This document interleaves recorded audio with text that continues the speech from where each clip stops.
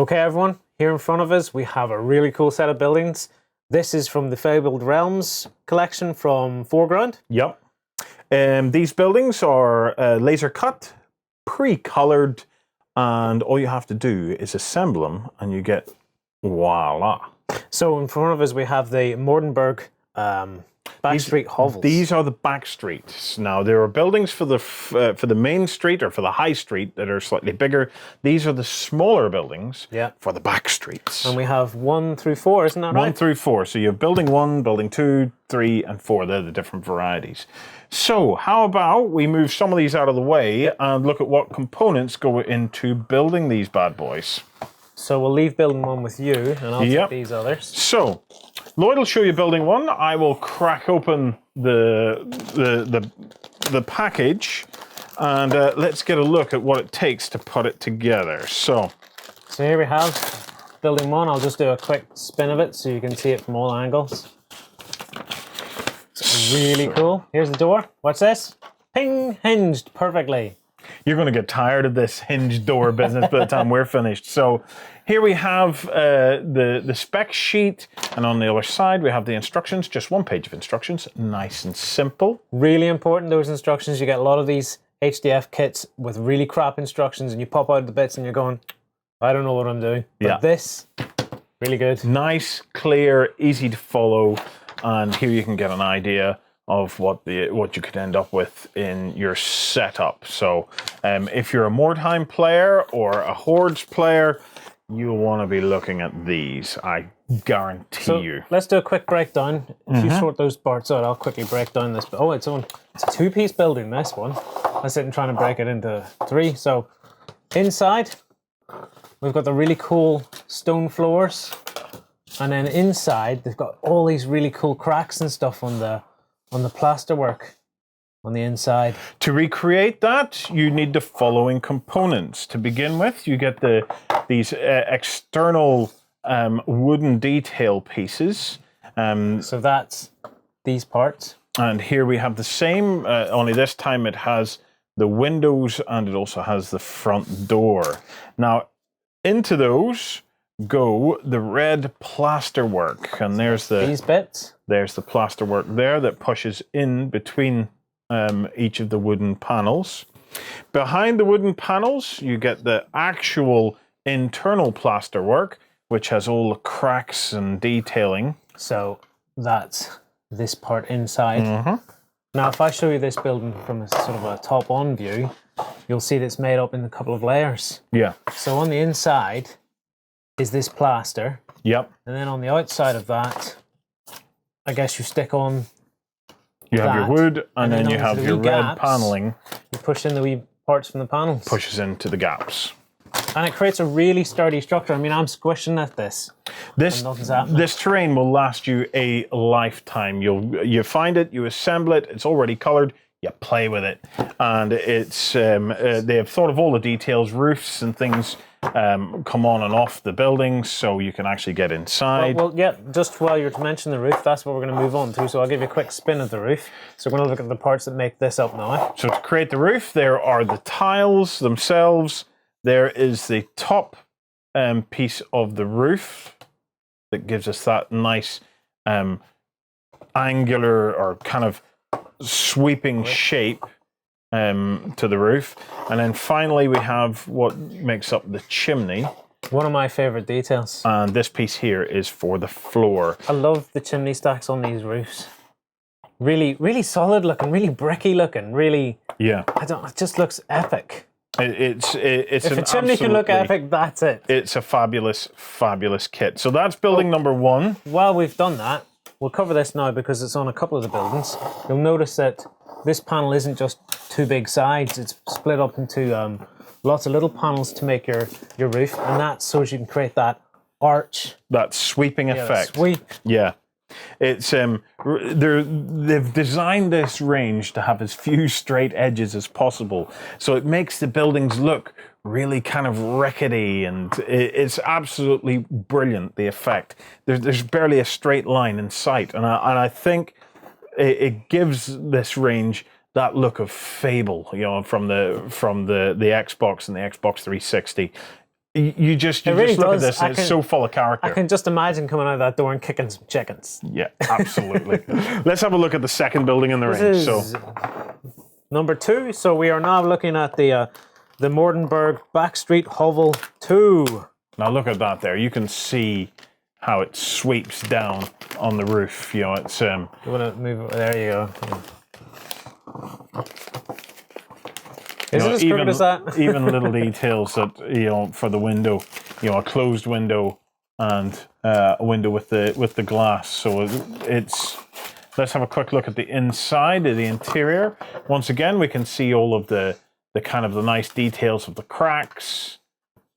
We have the floor, and of course we have the door, which looks heavy. And if you look very carefully, even the door has cracks in it that you can actually see through. I'm just trying to sort out some bits here for you. Okay, let's kick off with these are the external wooden pattern pieces, and then we have the final pieces of that also give us our windows and our closed shutter here and our door piece there.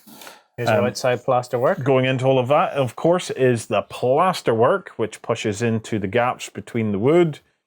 So you just press these pieces out and just push them in. Now, by now, you'll have realized that all this stuff actually does come in those proper colors. Yes. There's no painting needed. You can obviously paint these, but as soon as you open them up and pop these bits out, because they're all already pre-colored, you just put it together and play. Yeah, absolutely.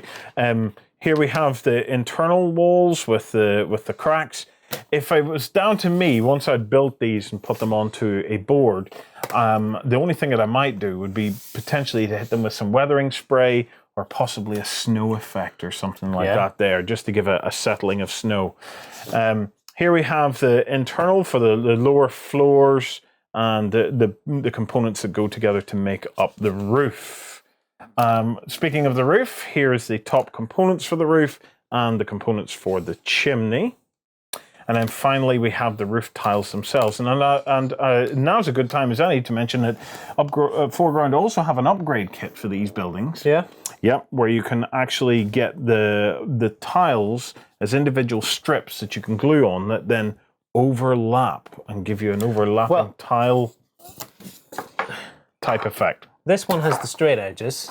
Yeah. Number 2, if you bring that roof back in, one of the reasons you might want that upgrade kit is to cover up those sort of joints. Yeah, to cover the joints. The joints themselves, to be honest, the joints don't bother me so much. I would be delighted to be playing with these on my gaming table. But if after a few months you look at them and you think to yourself, you know, I have some more time to spare, I'd like to give these buildings another upgrade, then that could be the thing to do. They're not very expensive, the upgrade kits, but they do give you a whole other effect to add to the buildings that really adds another beautiful layer of detail. Well, that's one of the things I like. I like the accessibility of these buildings. They just arrive, pop them out, all pre-painted, put them together, and hey, presto, you get something like this. This is number 3. Mm-hmm. And then you can think about doing bits and pieces like the upgrade to the ceilings, doing some painting, doing some weathering. Yeah, so building number 3 has a stone floor with a natural stone look. It has a dark wood exterior, and you can see the little kind of window effect even in the door, along with the door latches and handles. Once again, internally, we have all of the cracks. The roof itself this time is, again, nice and crickety, nice and kind of kooky. And it's detachable. Let's have a quick look at the components to see what went into building it. Kind of Disney-esque, isn't it? You could imagine. It does have a Disney-esque. You know, it's an old witch from a Disney cartoon running through this. I've got to say, you know, one of my pastimes when I'm not gaming with the guys is I like to game with my little children. And I'm looking at these and I'm thinking, do you know what? You could really do Frozen or Frozen-esque, or Snow White and the Seven Dwarfs. Or what was the one before that? You could do a Disney that? kind of effect Tangled. on this. Tangled as well, yeah. So here we have the wooden components. You've seen them all before by now. We have the components for the doors and the windows. As you can see, it's not rocket science putting this stuff together. And once you've built one, you're really going to start to get into the way of building these. Once you've built one, you're probably not even going to reference the instructions. Here we have the sides, are the actual, these are the plaster pieces that then are pushed in between the wooden detailing. So there we have all of those. And that all rests up against these, so that would be the side that all this stuff ends up stuck to. And then on the inside is your inner plaster with the cracks and things. The inner plaster once again, inner plaster for the final wall and for the roof pieces. Speaking of roof pieces, we come to build the roof. It's in its individual components, a nice red tile. The individual components, because again, that's one of them sweeping styles. Yep. The very top. Our top piece for the roof that gives it that nice Viking-esque type look and sweep going on to this point here. Chimney and floor. And then finally, components for the door frames and things like that there. So there we have it. We have one more building that we want to have a quick look at. And then we're going to call it quits on this unboxing because I want to go ahead and build this because I'm just dying to get a game of Mordheim in. Every time I look at these buildings, it just, I'm dying for it. This one's got a boarded up window. Do any of the others have this boarded up window? Yep. Yeah? Yep, one or two of them do. So it's a really nice effect. It's all about the little details and about killing symmetry when you're on buildings like this. So this is what, number 4? Yep. So building number 4.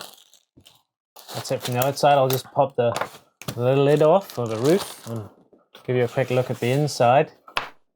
There's the swinging doors. Has it actually got little? Oh, it's got an actual door handle on it. It's not. Yep. Actually, it's not like lasered onto it or anything. No. It's one of the components. And is one a of door the other handle. things is if I hold this up and look at the door, you can actually see through cracks on the door. Correct. And again, you can do that there if you you have can a catch look. it, yeah. Yeah, you can just see.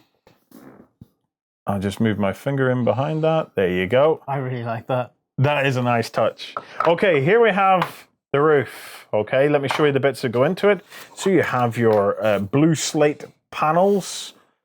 You have your top piece to the entire roof.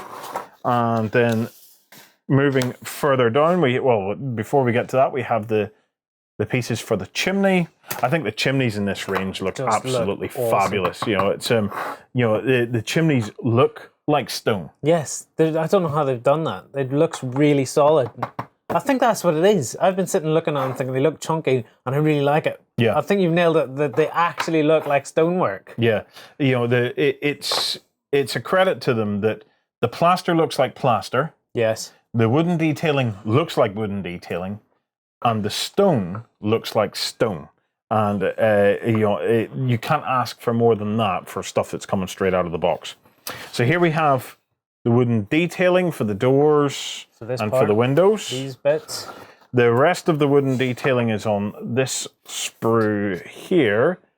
Okay, we have our internal plaster pieces with all of our cracks, etc.